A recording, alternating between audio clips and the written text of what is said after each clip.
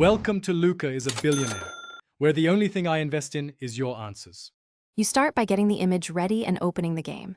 Make sure the picture is PNG or JPG and under 2 MB. This prevents upload errors.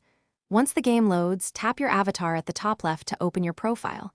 You will see the current avatar and an edit or change button. Press it now.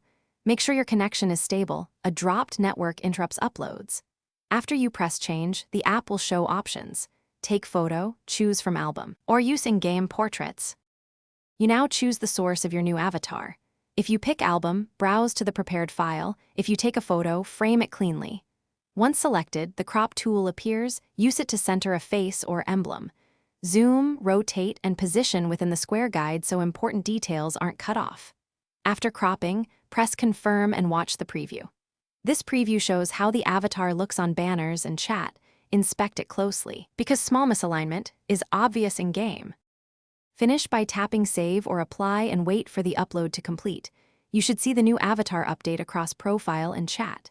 If it doesn't change, double-check the file size and format, and confirm no account restrictions prevent custom avatars.